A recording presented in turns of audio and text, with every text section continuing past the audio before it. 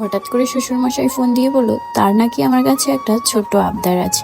এই কথা শুনে তো আমি অবাক হয়ে গেলাম। হ্যালো এভরিওয়ান, আসসালামু আলাইকুম। আমি আপনাদের নোয়াখালী লবণ চলে এসেছি আপনাদের জন্য নতুন আর একটা ভিডিও নিয়ে। আজকের ভিডিওতে আমি আপনাদের সাথে শেয়ার করব কিভাবে আমাদের পুকুরের মাছ ধরে সেগুলো ভাগাভাগি করা হয়। কারণ আমার আব্বু ওনারা 5 ভাই, তো সবসময় আমাদের পুকুরের মাছ ধরার পরে সেগুলো 5 ভাগ হয়। ভিডিও শুরুতে যে বলেছিলাম আমার শ্বশুরমশাইয়ের আমার কাছে একটা ছোট আবদার আছে, আর সেই আবদারটা কিন্তু কিছুই না। সেটা হচ্ছে উনি আমাকে ফোন দিয়ে বলল এবার আমি যেন গ্রাম থেকে যাওয়ার সময় কিছু ছোট মাছ কিনে নিয়ে যাই। তার নাকি খুব ছোট মাছ খেতে ইচ্ছে করছিল।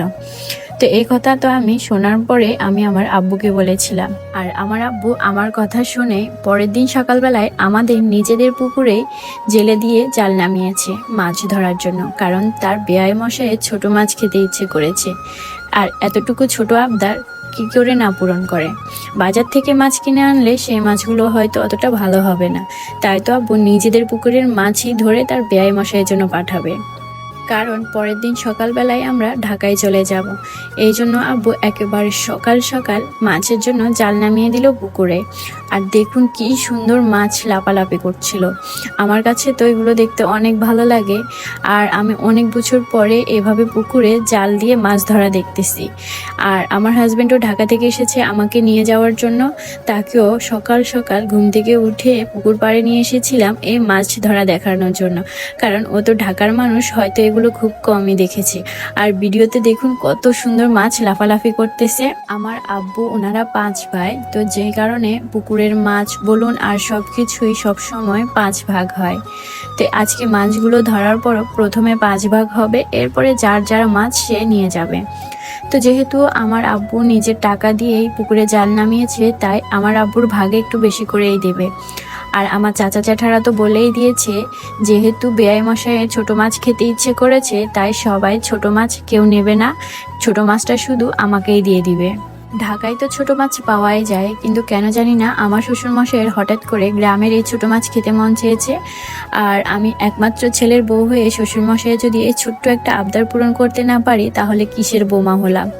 আজকে আমাদের এই মাছগুলো ভাগাভাগিটাও কিন্তু আপনাদের সাথে শেয়ার করব। পুরো ভিডিওটা দেখলে মজাই পাবেন, কারণ এই মাছগুলো প্রথমে 5 ভাগ হবে। 5 ভাগ হওয়ার পরে আবার আমার কিন্তু চাচা জ্যাঠা সবাই ছেলের বউ আছে, তাদের ঘরে গিয়ে সেই মাছগুলো কারো কারো ভাগে 3 ভাগ 4 ভাগ 2 ভাগ এভাবে আবার ভাগ হবে। খুবই মজা লাগে আমাদের বাড়িতে এই মাছ ভাগাভাগিটা। আর এই মাছগুলোকে দেখুন কত বড় বড় হয়ে গেছে, অনেক মাছ হয়েছে এবার আমাদের পুকুরে। একটা জিনিস ভেবে দেখেছেন, এই ঠান্ডার মধ্যে এত সবাই ছেলেরা এসে এবার পুকুরে যায়, তাদের মনে হয় ঠান্ডা লাগে না। ছোটবেলায় মায়ের কাছে শুনেছিলাম জেলেদের যখন জলের পর করে, কারণ যাতে তাদের পানির ঠান্ডাটা সহনশীল হয়ে যায়। ভাবা যায়।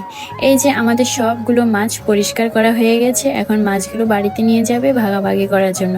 আর যে ছোট মাছগুলো ছিল, মানে যে বড় মাছগুলোর বাচ্চা ছিল, সেগুলো পুকুরে ছেড়ে দেওয়া হচ্ছিল। আর ভাগের মাছ যেহেতু, তাই গনে গনে মাছ নিয়ে বাকিগুলো ছেড়ে দেওয়া হলো।